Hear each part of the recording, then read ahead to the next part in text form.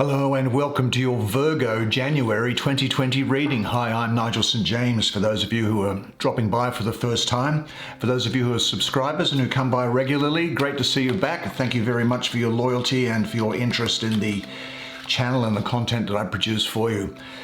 Anyway, let's get things underway. This is, of course, suitable for those with the sun in Virgo, or with the moon in Virgo, or in fact with the ascendant in Virgo.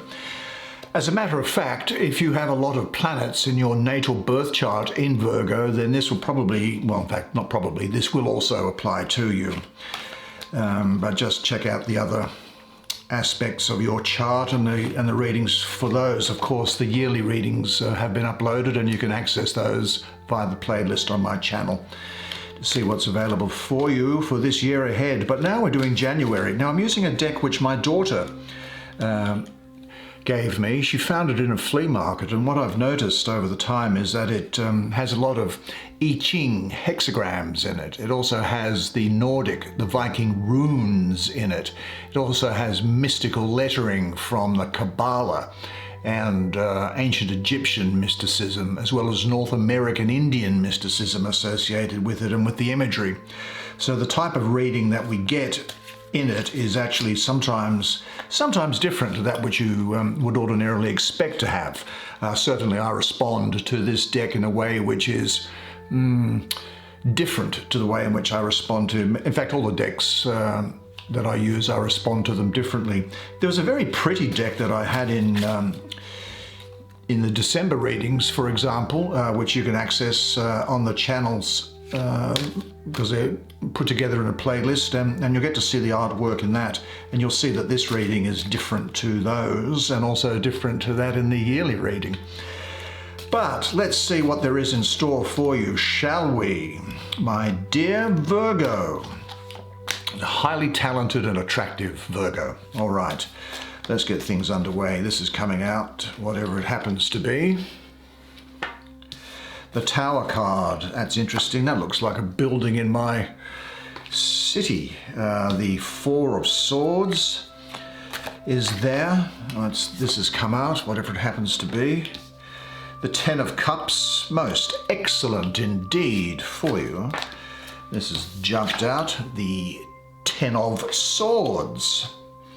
Well, that Ten of Cups overcomes that Ten of Swords, but the Ten of Swords is obviously there to provide some sort of a warning or a consolation to you. Nothing to be concerned about. I'm certainly never concerned when I see the Ten of Swords. In fact, unlike many people, I actually see it as a very positive card, and the reasons for that I'll go into in a second. See, there's a I Ching hexagram on that card there as well, which will have something to say for us. We'll have a look at that in just a moment. Finally, what do we have?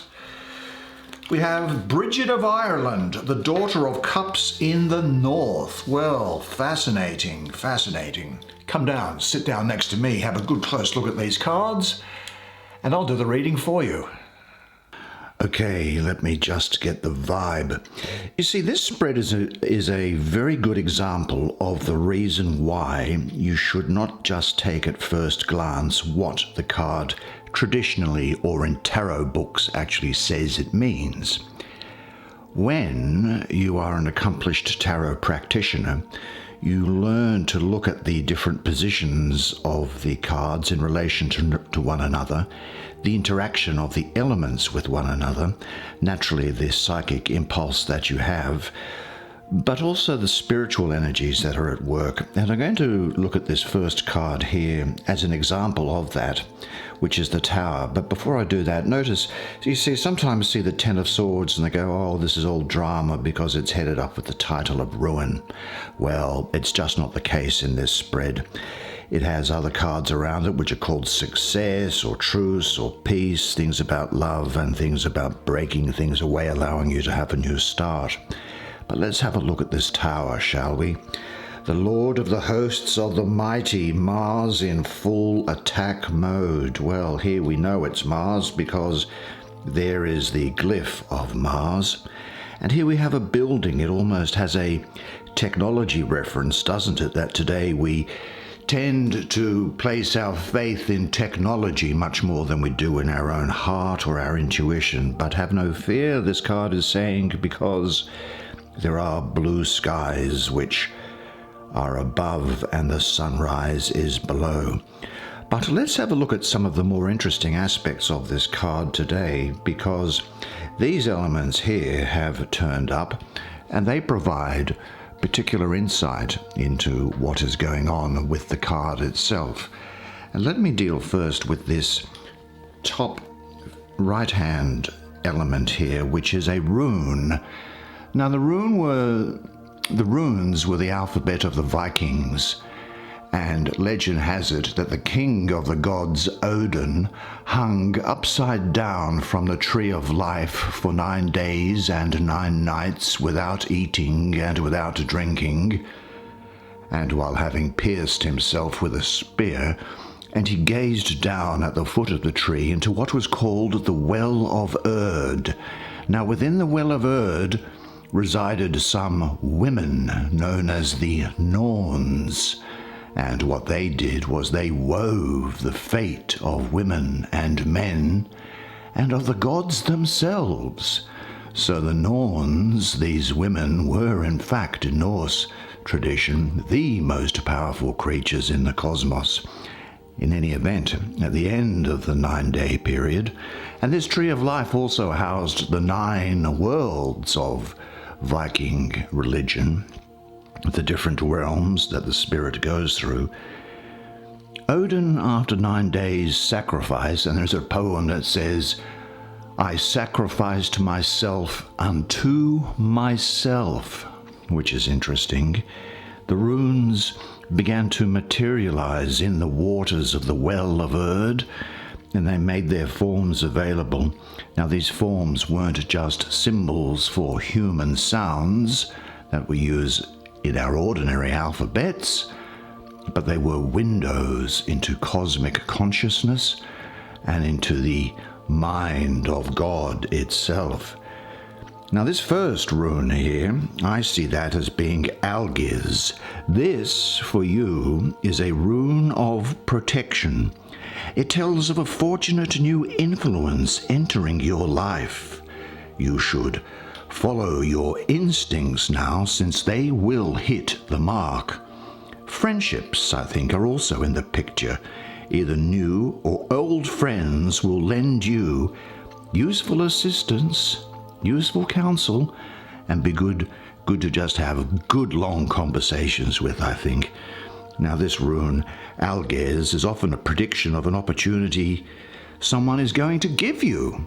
So be on the lookout for things that may be offered to you during this period, because accepting the offer or the opportunity will turn you in a beneficial new direction. Use and trust your intuition during this period. I think also that this rune can indicate your guardian angel hovering around you and giving you lots of protection and looking out for you during this period. Turn now to this other symbol. These are very prominent in these cards, that's why I'm giving them some attention. Now, this symbol here is from the biblical Hebrew alphabet. Now, this letter is the letter Pei, which is the 17th letter of that alphabet. And that Hebrew letter Pei means mouth and refers to the power of speech. Now, you may have heard of a thing, the spiritual practice of Kabbalah, or Kabbalah, you may have heard it. And in Kabbalah, speech is actually considered to be a spiritual power which can cause good or evil depending on how it is used. In a certain way, what one thinks is how one is, and what you say has the power to become. Violent words lead to violent actions. The quality of your speech is considered to be the quality of your life's essence and creative existence. And this symbol, the spiritual energy behind it, teaches you to view your words as precious as gold and not to be spilled haphazardly or dispersed without proper application. What else can we say about this? I think what we're saying here is that this power, this spiritual power of pay, is a double-edged sword. Now, I'm reminded that there's a book of the Hebrew Bible of the Christian Old Testament called the Book of Psalms. And in the book of Proverbs, I said Psalms, Proverbs. In Proverbs, chapter 18:21, pretty sure that's the reference, it says, "Life and death are in the hands of the tongue." Now, because of this symbol represents the requirement to govern your own nature. Routine speech, speech to manipulate, all the distortions of speech must give way to viewing speech as a miracle, as gold too precious to be spilled. Then speech can be used for its true purpose, to speak your destiny and to activate spirit through the thoughts and your speech. Interesting. I think this is also saying that at this time of year there is something that you are going to be leaving behind, really. I'm getting very much the feeling here of release, of a revelation, breaking down old forms or patterns, and in effect, and this might be because it's January, I suppose, but I'm really also getting the feeling of calm after the storm. Yeah, calm after the storm is what I'm feeling. Let's have a look at this bad boy, the 10 of Swords. Where are you, 10 of Swords? There you go. That's the spirit. The first thing that I'll mention about this 10 of Swords is its astrology, but I'll spend some time on this thing underneath, which is one of the I Ching hexagrams. The diagram is quite straightforward. It's not all that different to what one might ordinarily expect with this type of a card. But the astrology, for me, in my mystical school, is that of the sun ruling the third decan of Gemini. You know, that 12th to the 20th of June? Now here, the sun in Gemini is difficult, I think, as Gemini disperses the sun's energy, and it can sometimes then act to disperse your focus on things that are at hand. Being in the suit of swords and being so far away from the ace, which is the ace of swords, which is very much to do about clarity, here we're getting an energy which is very, very unstable and becoming weakened because it's in fact it's about to devolve into the ace of stones, or the ace of pentacles, or the ace of discs, however a deck might describe that suit.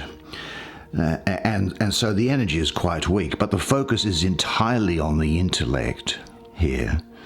And it's unstable because the 10 is about to go into the new suit.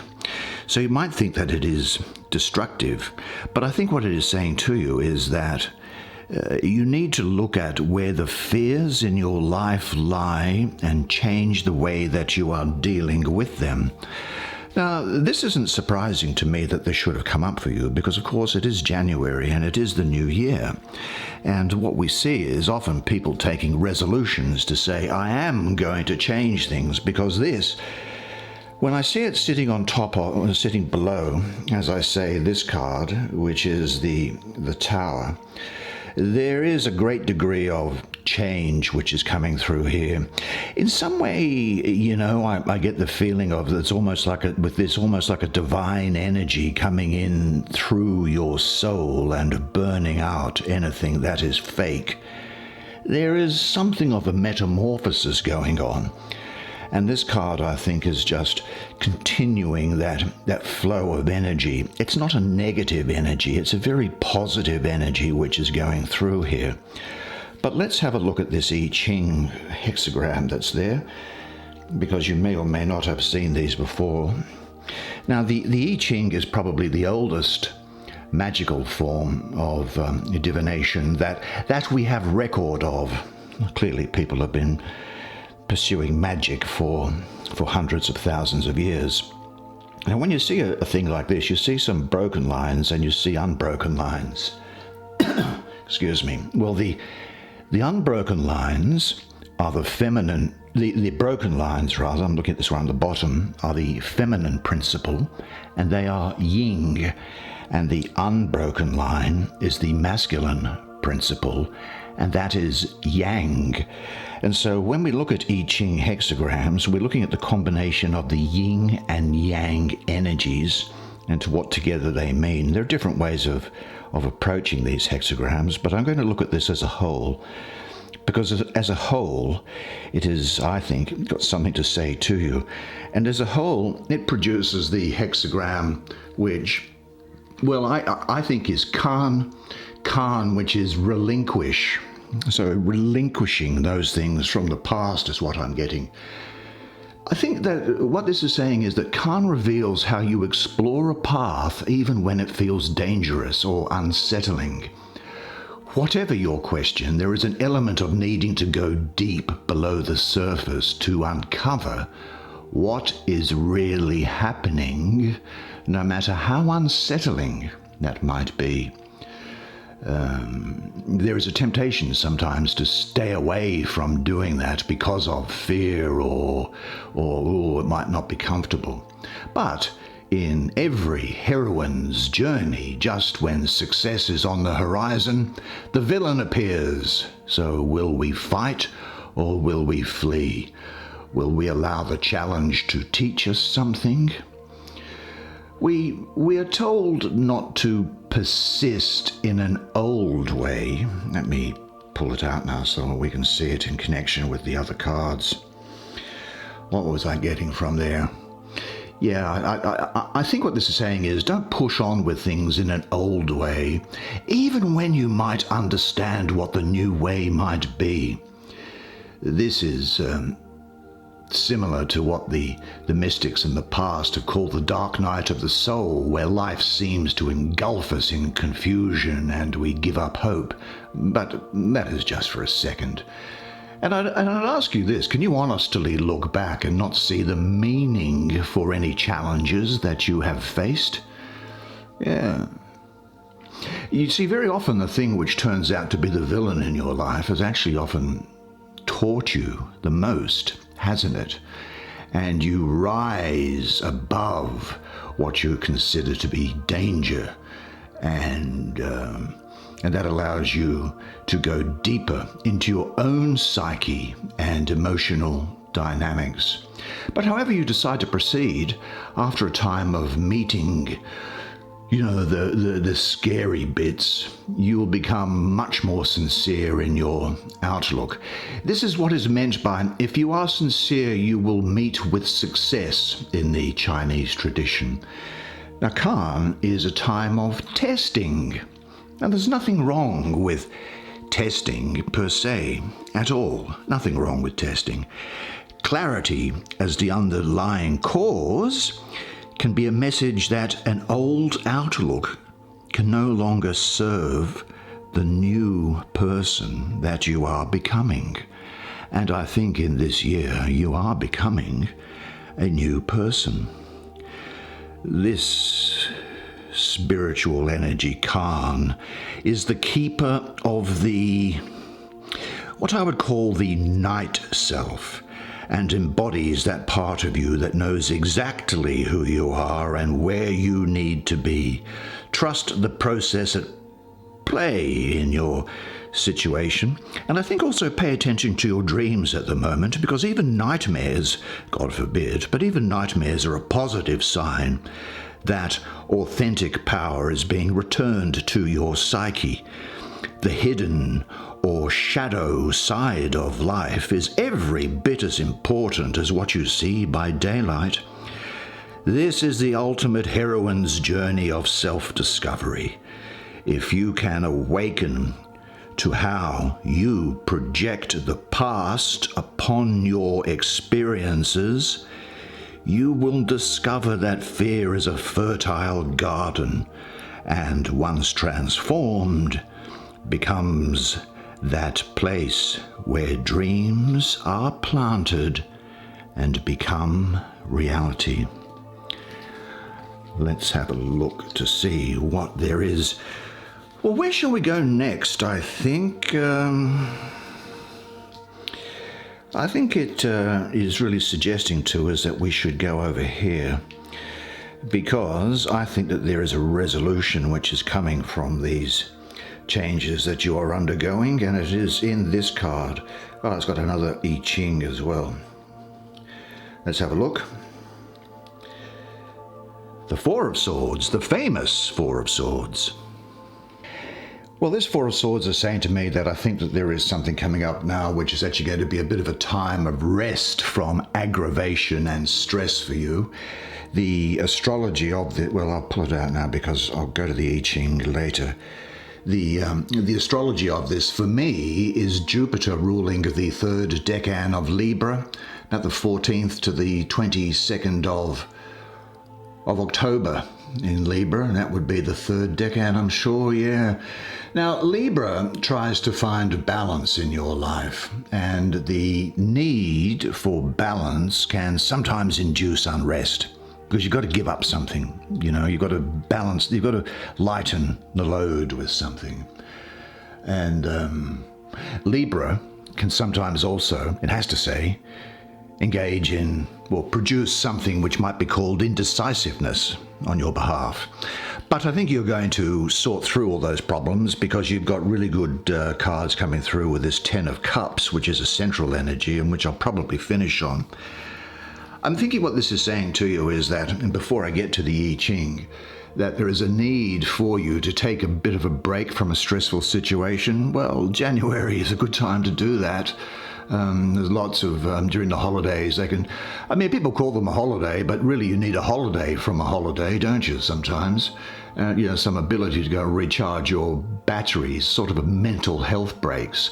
But be aware that conflicts aren't going to go away necessarily, but you do need to take some time out from things to recharge your batteries and make the most of the time out that you take. But don't put off anything that's unavoidable, because they can sometimes just get bigger if they're not dealt with.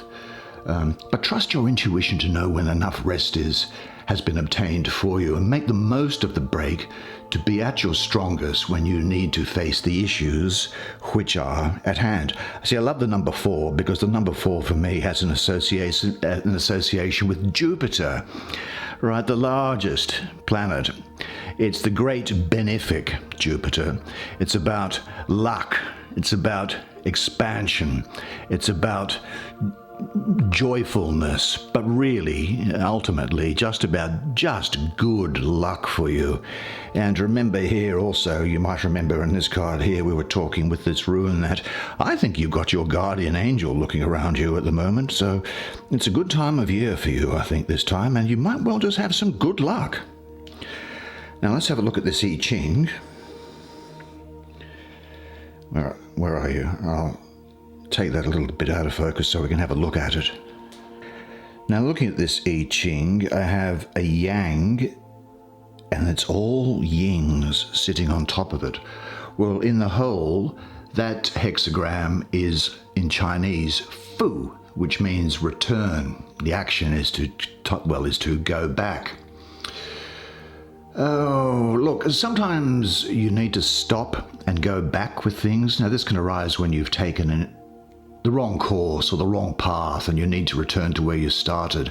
At other times, you can get so far away from who you really are that a return is necessary to reconnect with the core parts of you that have remained over time. And this might be something which you're going through in this mental health break, which I think is being predicted by the astrology of the card as I see it. The hidden influence of the receptive principle in spirituality, and as recognized by the I Ching, shows a need for an inner opening, while the cause or past condition was one of focusing on encountering others. And I think a disconnect may be occurring where you seek a specific outcome, yet you experience something that's different. There could be some sort of a disconnection that's there, but that's not something to be concerned about. I think that you've got the ability here and the intellect to be able to go and balance, because that astrology of Libra there is talking about balance. There is a need, this is saying, for you to, I think, to align your intention and commitment with the truth of what you are truly capable of achieving. Now, this principle of fu, of return, can come after we've undertaken some false starts. And that's happened with the sole purpose of showing you what is actually truly important to you. This now is a time when you have a fresh start to proceed more carefully. Yeah. There was an old Chinese master that said that when the Wei, the Tao, turns back, all things turn back with it. Turning back is how the Wei moves, knowing when to stop, and you will meet with no danger. Yeah, so I think that's basically consistent with the message that's coming through in the card directly is what I'm seeing. So it's a very well integrated card, and the I Ching and the astrology integrate very well together. I think this is going to be a very successful period to you. I think you're going to rest. I think you're going to start examining who you are, and I think that you're going to start having a whole lot to do with who you are. Now let's have a look at her. And she is, let's have a look at her. Let's get this in focus for you. Well, she is Bridget of Ireland. Yeah, Bridget of Ireland. Now, it's interesting. Bridget of Ireland in Catholic tradition, and so I suppose Christian tradition before the Reformation, was said to be, although it's a myth, I think, it is said to be a Catholic nun who founded a number of abbesses, which are the female equivalent of monasteries. She is actually one of the patron saints of the country of Ireland, along with St. Patrick. Now, Bridget of Ireland, her feast day is the 1st of February.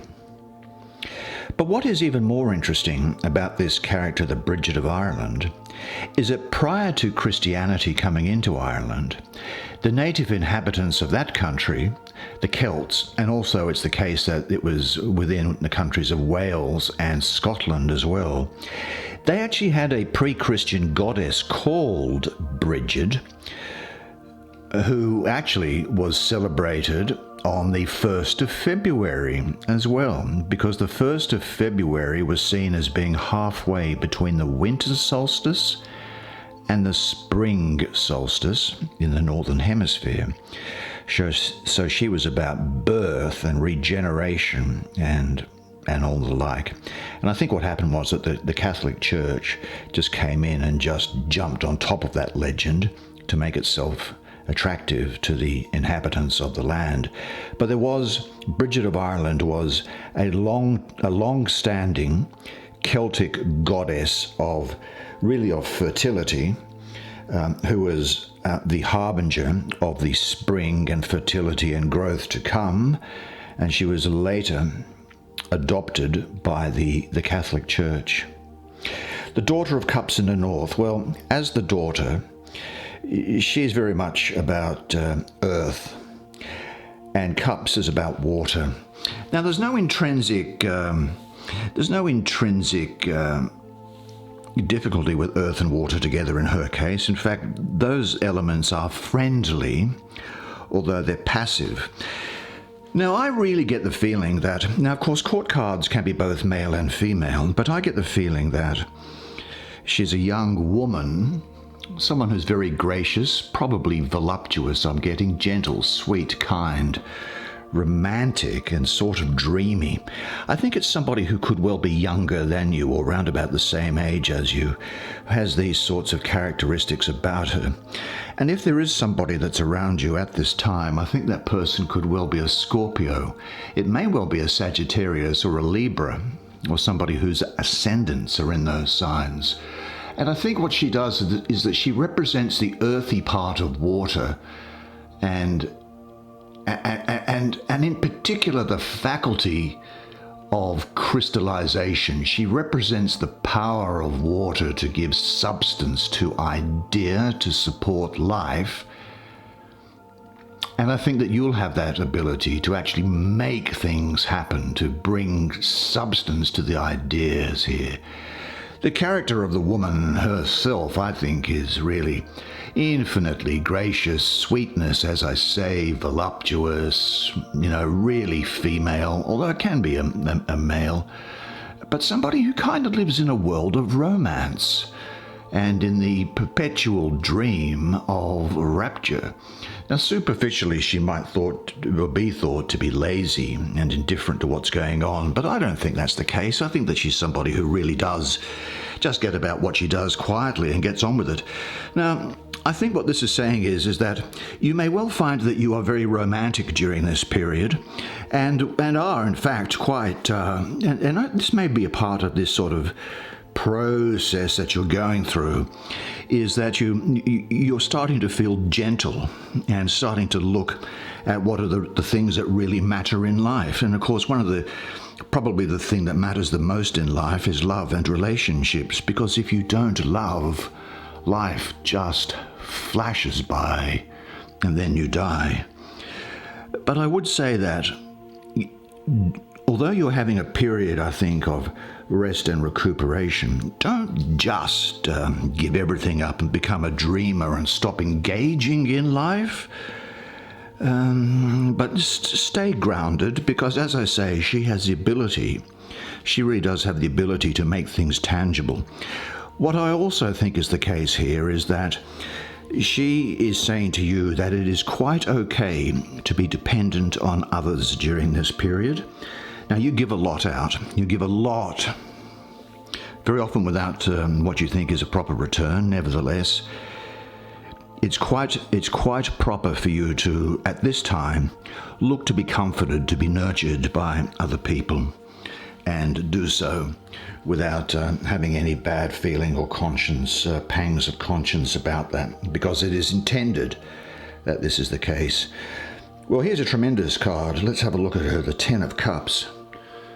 Now, in this Ten of Cups, I might look first at this hexagram for a change, and then I'll deal with the astrology and other messages that are coming through.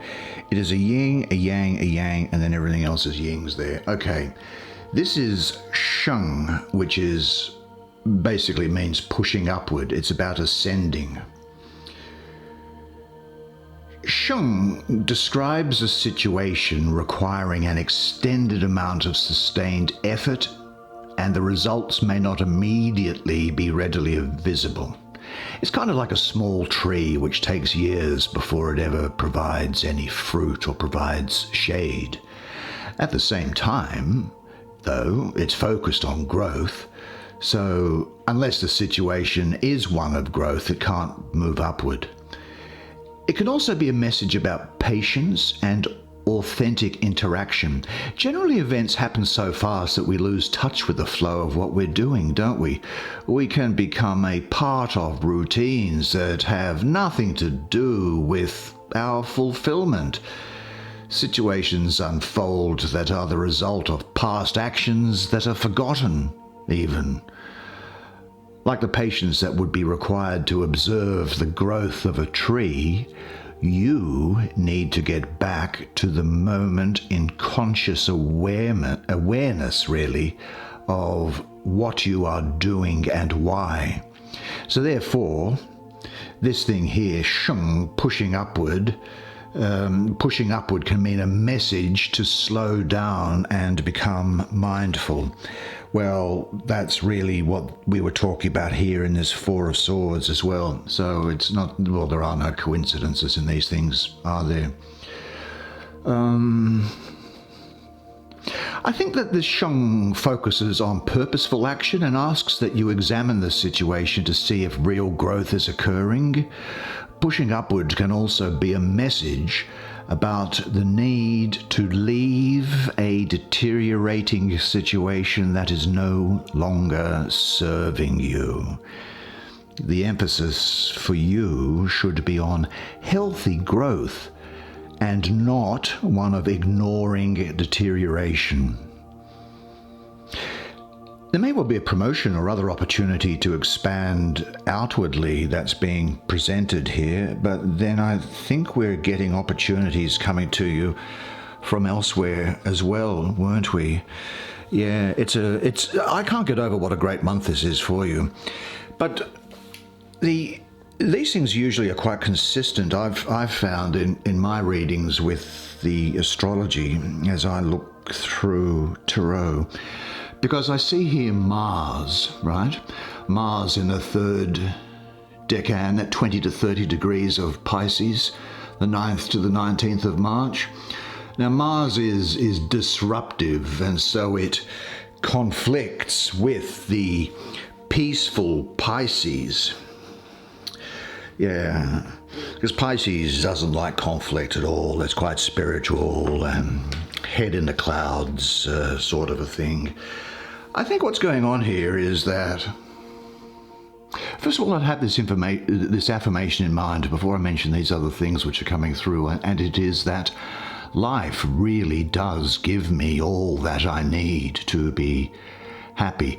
There is a great deal of emotional passion and vitality surrounding this card, but as I mentioned with this Ten of Swords before, this is also coming to the end of its energy, and this is going to devolve into the Ace of Swords next, because it's a long way away from the Ace of Cups. And so I think that you might be sort of feeling happiness with some things at the moment, but that it's a fleeting sort of a happiness, and those things can probably be consumer-related stuff. Like you might say, oh, listen, I've got this, or I've bought this, and I want to enjoy it and use it. But then I think that after a while, you'll turn around and go, look, why did I get that? I don't understand why I got that. I must have been in a psychotic state or something. I didn't realize that I'd done that, because you get bored and want to move on to the next thing. I think sometimes in a relationship reading that what it can mean is that, and I'm looking at these cups here, if you pour water into a cup, well, it will fill up, won't it? The water will fill up in the cup, and you get lots of enjoyment and things from it. And then once the cup is full, if you pour more water into it, the water just runs over the edges and is spilt and wasted. So what this is sort of talking to me about also is about fullness with something. There may well be something which I can't quite put my finger on it for you, but you'll know what it means in relation to your own life, is that there is some aspect of you which you're quite happy, but the thing is not at the moment really increasing any level of happiness. You can't increase the level of happiness. It's full. There's nothing further that can be done with it. And what this is suggesting is that you need to kind of spice up the dynamic of that thing. And being a cup, it's probably a relationship. It could be a friendship, it could be a best friend, it could be your partner, a spouse, a boyfriend, girlfriend, whatever friend. I think that there may be a need to spice things up a bit, is what you're feeling, or how can you go about spicing things up. But having said that, though, I mean, look at this. I mean, there's golden cups everywhere.